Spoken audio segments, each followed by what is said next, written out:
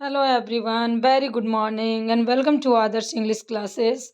और आज हम लोग class 6 English English lavender MCV का chapter 10 Tom whitewashes the fence करने वाले हैं, जिनको कि खूबसूरती से लिखा है मार्क ट्वेन ने। Okay, so class 6 English chapter 10 Tom whitewashes the fence. And today I'm going to discuss all question answer along with your reference questions. You can see very clearly this is your chapter, the Tom whitewashes the fence. Right, now this is your full story.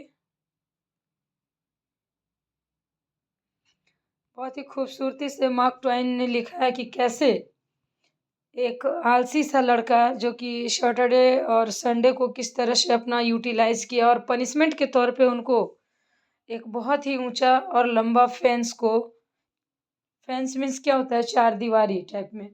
तो उस fence को उनको white paint करना था, white wash करना था। तो कैसे उन्होंने अपनी ही समझदारी से खुद कुछ भी नहीं किया और अपना ही काम उसने दूसरों से भी करवाया, और सिर्फ दूसरों से करवाया ही नहीं, दूसरे को इतना इंटरेस्टिंग वे में बताया कि वो लोग खुद ब खुद इसके काम को करने के लिए रेडी हो गए। और काम को करने के बदले में इनको बहुत सारे गिफ्ट भी मिले।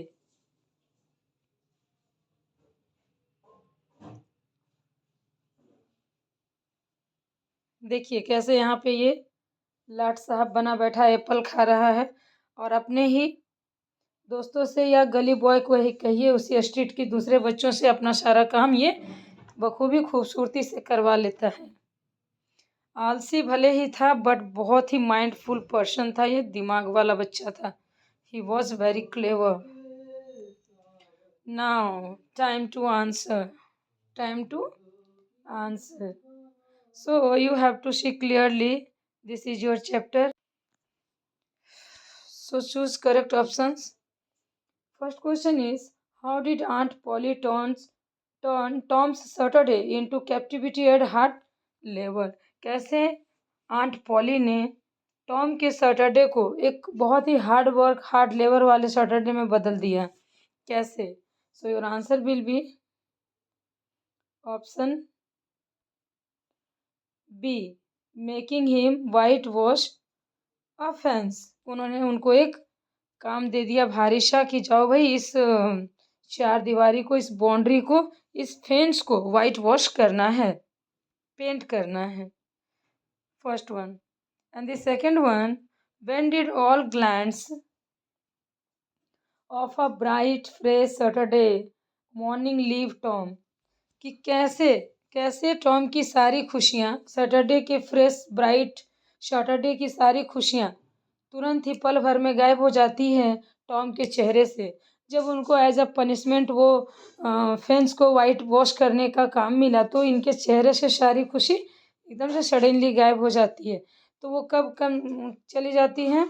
When he served the fence, जब ये जाता है और फेंस की सर्वे करता है, उसका निरीक्षण करता है, चारों तरफ से देखता है कि बाबा रे फेंस कितना लंबा चौड़ा, इसकी ऊंचाई भी ठीक ठाक है। तो इतने बड़े फेंस को बहुत ही खूबसूरती से ये कैसे वाइट वॉश करेगा? तो जब उसको वो सर्वे करता है तब वो बहुत सारा परेशान हो जाता है और उसके चेहरे की खुशी मिनटों में गायब हो जाती है। Now the third one.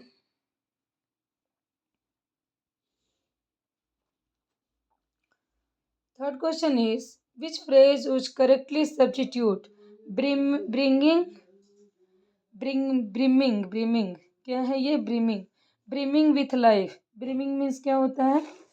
ये होता है खुशी, जैसे कि जीवन को भरपूर जीने का कह सकते हैं कि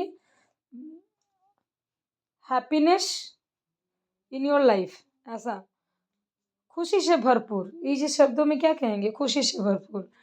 तो in the green line from the story, इस स्टोरी में किस तरह से कौन सा फ्रेज है जो जीवन के भरपूर आनंद को कैसे और कहाँ से कौन से फ्रेज के साथ सब्स्टिट्यूट किया गया है?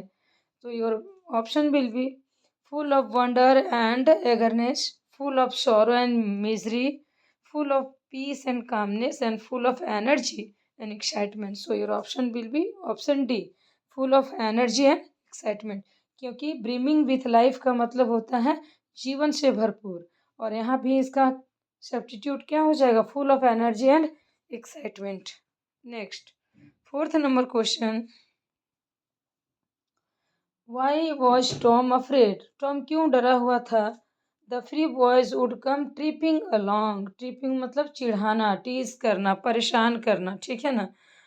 तो टॉम क्यों परेशान था? वो फ्री बॉयज को, गली के बच्चों को देख करके वो क्यों परेशान था, कि वो क्या करेंगे. Your option will B because they would not let him whitewash the fence. क्या वो उनको नहीं करने देंगे? Because they would spoil the white wash fence. क्या वो उस वाइट वॉश्ड फेंस को बर्बाद कर देंगे. And the third one, because they would make fun of him.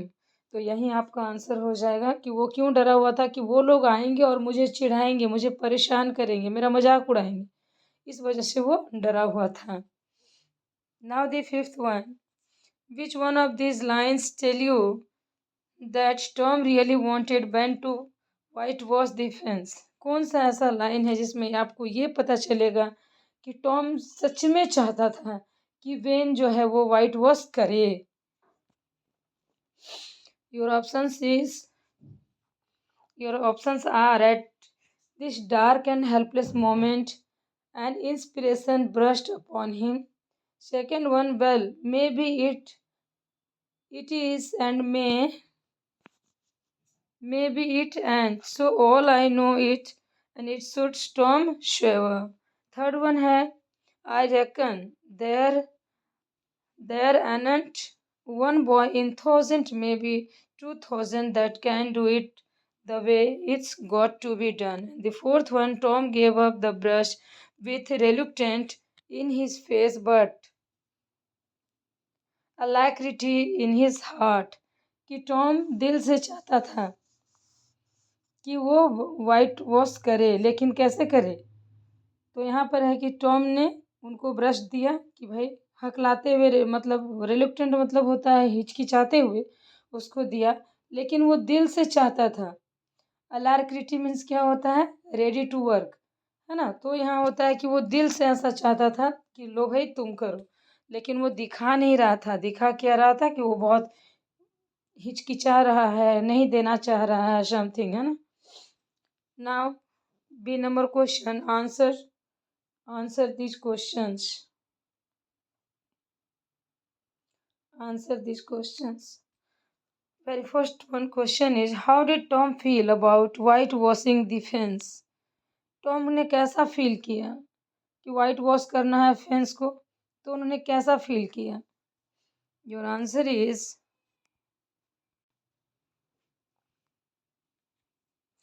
initially Tom felt dejected and bored about the course.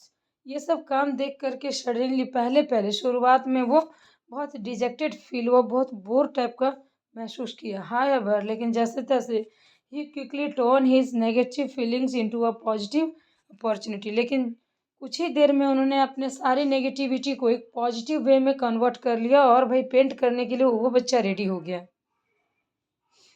Now the second question, describe how Tom felt before his magnificent inspiration.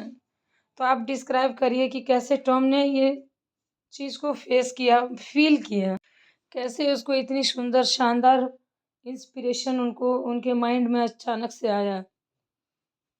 Before his inspiration Tom felt discouraged and frustrated.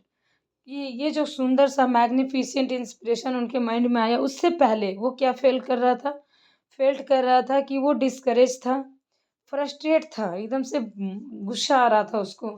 लेकिन he was reading the work and the ridicule of his friends.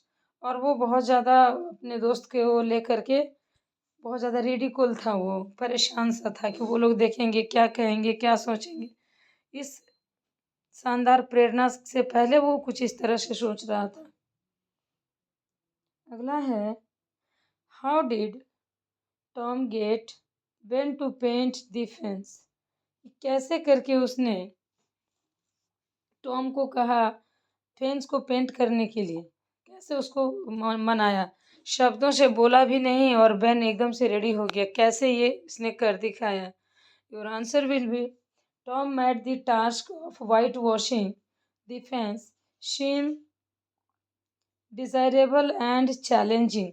तो Ben ने इसको कैसे लिया। Ben को ऐसा इसने बोल ही दिया ना टॉम ने कि देखो ये कितना अच्छा काम है, ऐसा थोड़ी है कि मैं मजबूरी में कर रहा हूँ, मैं तो इंजॉय के लिए कर रहा हूँ।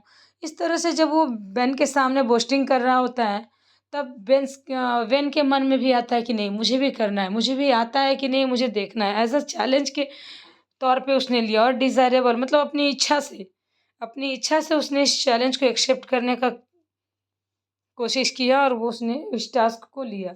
ही convinced Ben that it was a special skills that no everyone could master.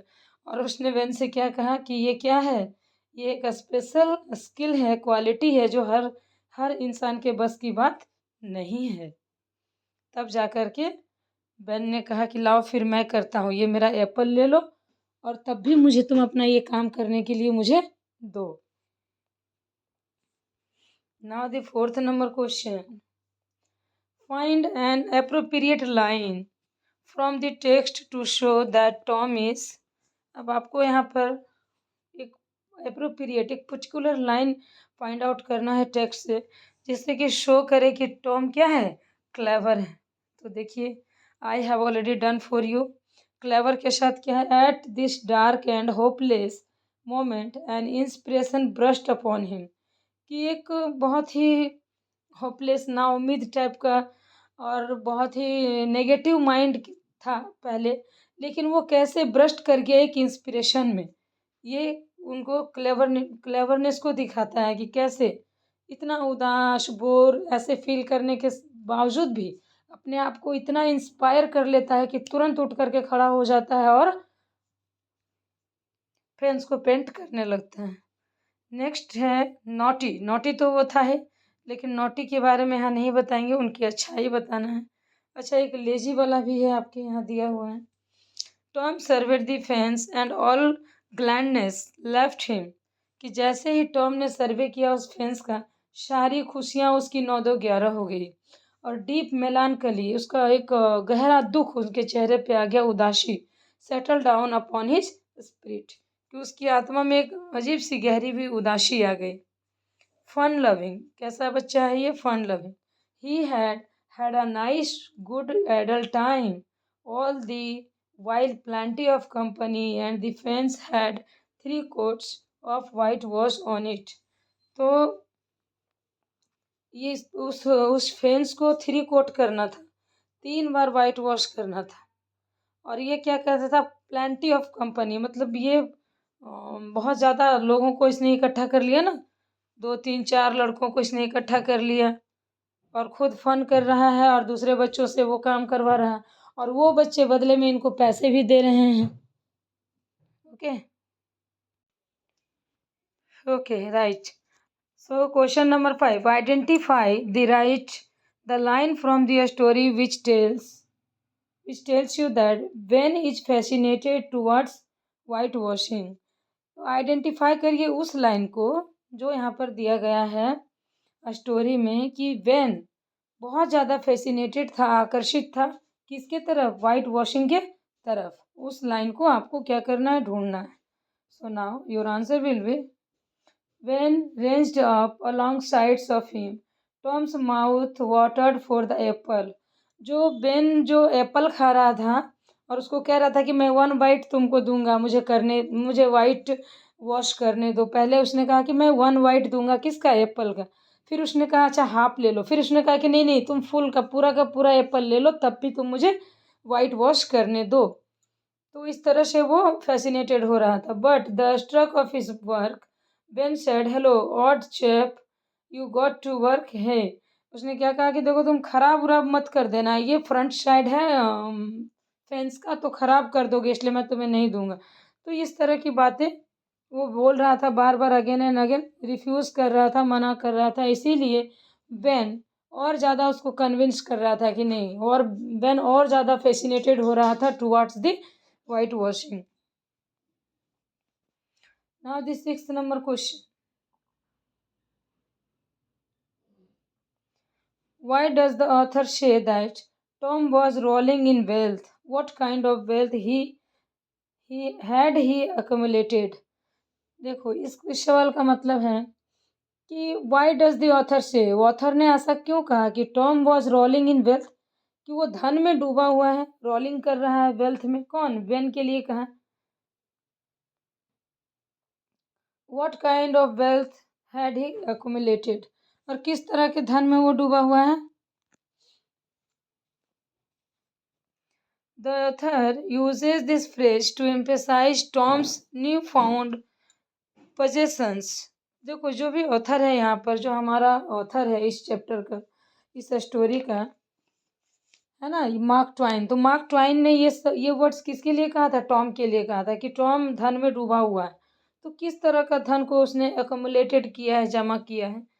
अब ऑथर क्या बोल रहा है कि the author uses this phrase, कि ऑथर ने इस फ्रेज को यूज किया है इम्फेसाइज करने के लिए. किसको? Tom's new found possessions, Tom के एकदम से नए जो उनका जो वाइट वॉश करने का जो पोजेशन है, उस चीज़ को शो अप करने के लिए. Which are mostly travel items like marbles, और इस तरह से वो क्या क्या चीज़ें इकट्ठे कर रहा है, जैसे मार्बल्स, कंचे, उसके बाद टॉयज एंड ट्रिंकेट्स, टॉम्स वेल्थ. तो ये सारी जो चीज़ें हैं, ये इसको टॉम्स के वेल्थ के एज अ कंसीडर किया गया है. Is symbolic of his cleverness and ability to manipulate situations to his advantage, कि किस तरह से एक छोटा सा बच्चा, आलसी बच्चे दूसरे बच्चों को मैनिपुलेट कर लेता है, उनसे मार्बल ले लेता है, टॉय ले लेता है. और हाँ, स्टोरी में एक वो रॉटन रेट का भी जिक्र है, सड़ा हुआ चूहा भी एक ले लेता है, मरा हुआ चूहा भी ले लेता है. इस तरह से वो सारी चीज़ें ले लेता है और उसके बदले में वो उसको वाइट वॉश करने के लिए देता है फेंस को. तो ये सारी एडवांटेज है जो अपने एक पैथेटिक कंडीशन जो था उसका, आलस वाला एडल कंडीशंस था, उसको कैसे वो दूसरे को मैनिपुलेट करने की एबिलिटी के चलते से वो उस पर एडवांटेज पा लेता है. Now the 7th one, how does Tom feels at the end of the story. Story के अंत में टॉम कैसा फील करता है?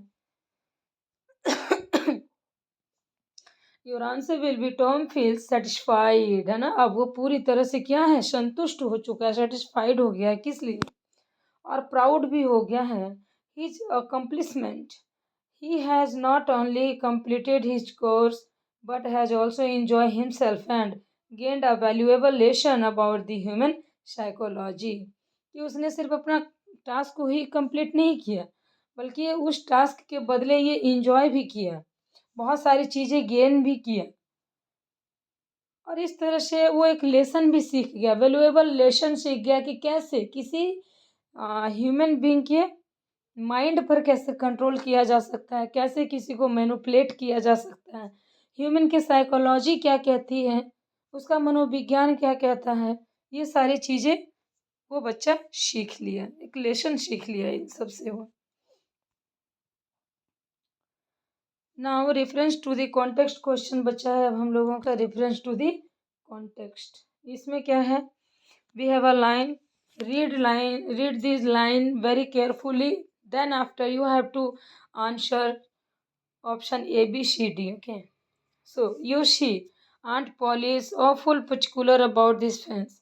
कि नहीं, तुमने देखा है ना, जो आंट पॉली है वो कितनी अवफुल है इस फेंस को लेकर के, कितनी चिंतित है, कितनी अवफुल है, कितनी चिंतित है इस फेंस को लेकर के. राइट हियर, अभी, on the street, you know, but if it was the back fence, अगर ये फेंस का पिछवाड़ा होता, पीछे साइड होता, बैक साइड होता, आई वुडंट माइंड, तो मैं तुम्हें मना नहीं करता.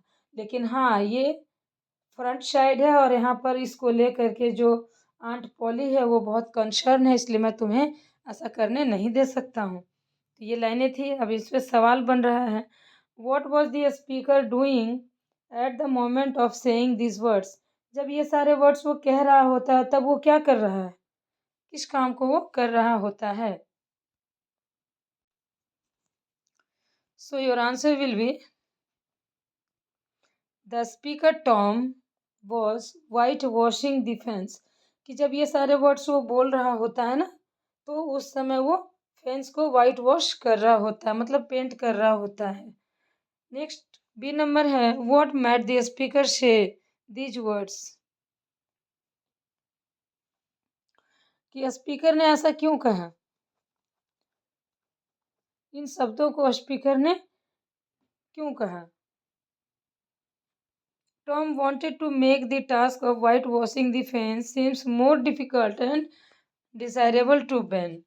तो टॉम क्या चाहता था, टॉम चाहता था कि वाइट वॉशिंग का फेंस का काम कौन करे, बेन करे.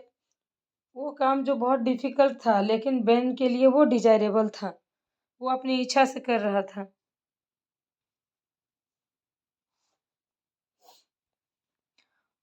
Question number C, what impact did these words have on the person being spoken to. कि क्या प्रभाव डाला इस तरह के शब्दों ने बोलने वाले पर्सन पर क्या प्रभाव डाला. When your answer will be when become intrigued and wanted to try white washing the fence himself. कि क्या प्रभाव डाला, इससे जो वेन है वो वाइट वॉश करने के लिए एकदम से रेडी हो गया, और रेडी ही नहीं, फैसिनेटेड भी हो गया कि नहीं अब तो मुझे करना है.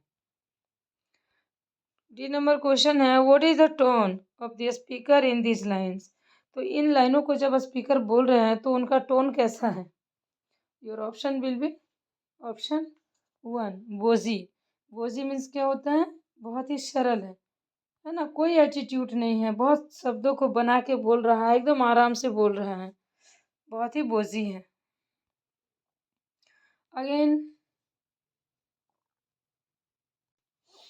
Again we have a line. Question number 2. He had discovered a great law of human action without knowing it, namely that is order to make a man or a boy want to things. It is only necessary to make the things difficult to attain. तो इन लाइनों में क्या कह रहा है कि he had discovered a great law. उसने एक ह्यूमन कार्य जिसको कह सकते हैं कि मानवीय कार्य के महान लॉ को ढूंढ लिया है बिना किसी ज्ञान का. और ऐसा है कि namely that is order to make a man और a boy want two things. कि कैसे वो इन लोगों को, अगर तुम उनके माइंड को रीड कर लोगे तो कैसे वो तुम्हारा सब काम करने के लिए अपने आप वो रेडी हो जाएगा. तो इस लाइन को पढ़ करके again we have 4 questions, you have to answer carefully. Who had discover a great law of human action. आपसे पूछा जा रहा है कि किसने एक ग्रेट लॉ को डिस्कवर किया है ह्यूमन एक्शन के. तो कौन है वो बंदा, और कौन, टॉम ही रहेगा. Option B will be your correct answer, Tom. अगला है, what discovery did the person make. क्या डिस्कवरी किया है उसने भाई. So what discovery did the person make. क्या डिस्कवरी किया है. So Tom discovered the people are more likely to desire something if it is difficult to obtain.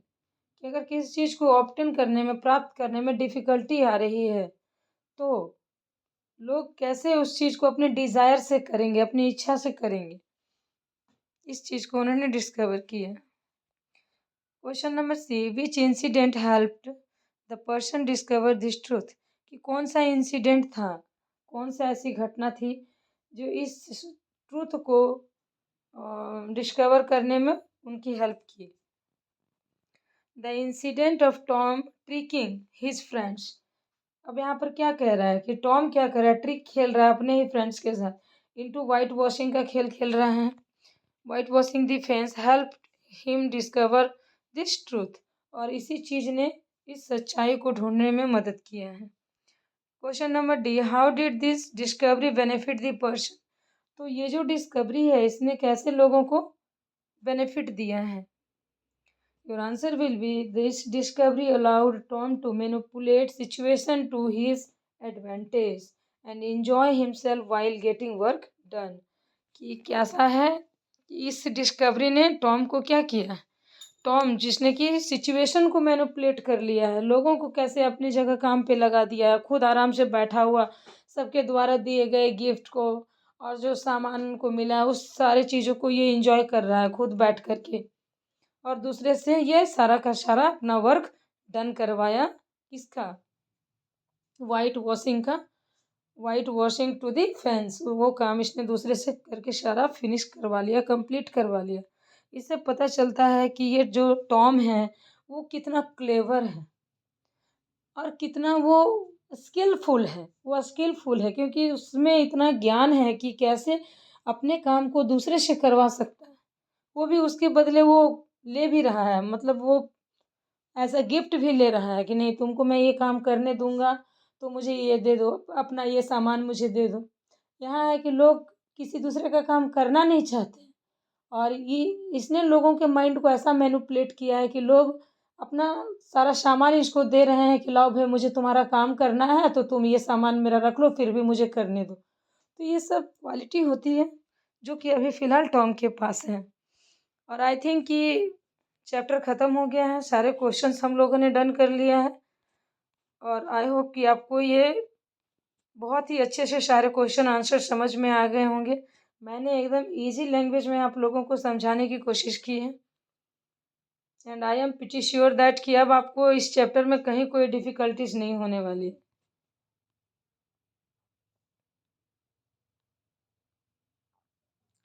तो ये था आपका Tom whitewashes the fence and we have completed all question answer already. Now we will meet very soon with the another video. तब तक के लिए thank you, thanks for watching.